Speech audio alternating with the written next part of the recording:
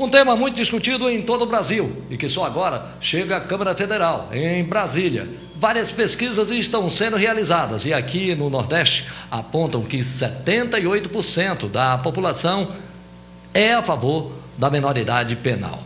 Vamos conversar com o delegado Marlos Macedo, titular de uma delegacia onde geralmente muitos crimes ocorrem e grande parte desses crimes tem o envolvimento de menores. Delegado, qual a sua opinião como autoridade policial a respeito deste tema tão polêmico?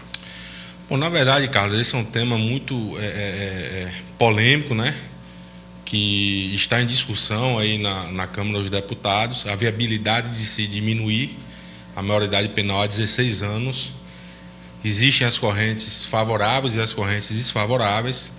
Eu acredito que em relação aos crimes graves, principalmente os crimes hediondos, sim, seja uma boa medida, porque um menor de 16 anos, ele tem plena consciência dos seus atos, normalmente, via de regra, e a gente, quando apura crimes praticados por esses menores, principalmente aqui na Delegacia de Homicídios, a gente observa que ele tem plena consciência do seu ato, né, infracional, o ânimo dele, a vontade dele em praticar aquilo. Então, o meu ponto de vista é que nos crimes hediondos, sim.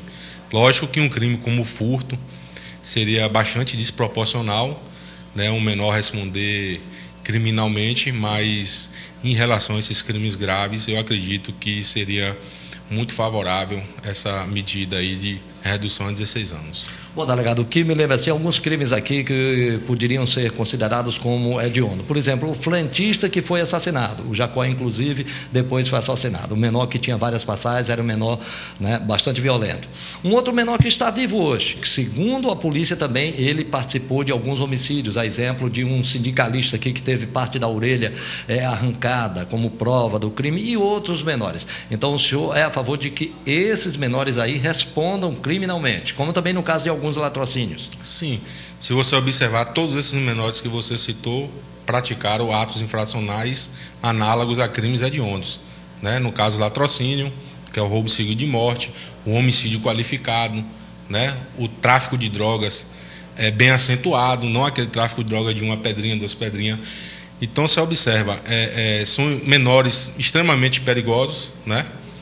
Que, como você bem citou, a situação do frentista, o Jacó era um menor extremamente perigoso, a população ali do Lomanto temia a ele. Então, eu acho que nesses casos, sim, eles devem ser responsabilizados como se adulto fossem.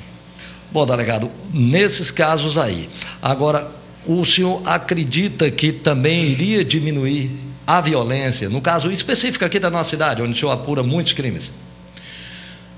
Isso é uma pergunta que a gente não tem como responder, né? Dar aquela certeza.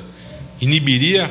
Acho que sim, né? Porque a gente tem observado, e até muitas vezes interrogatórios que a gente faz de criminosos aqui, os maiores estão angariando esses menores para a prática de crimes. Por quê?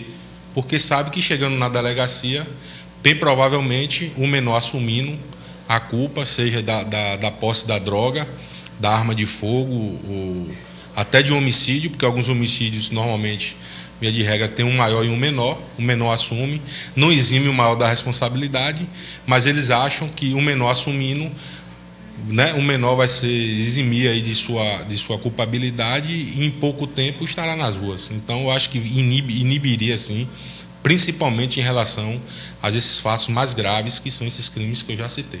Inclusive muitos menores, né, de 16, 17 anos que praticam crimes e que às vezes eles são presos pela Polícia Militar, quando ocorre geralmente, mas não podem ficar até o outro dia à disposição, ou do senhor, ou da primeira delegacia, segunda coordenadoria. Isso dificulta também muito o trabalho da polícia.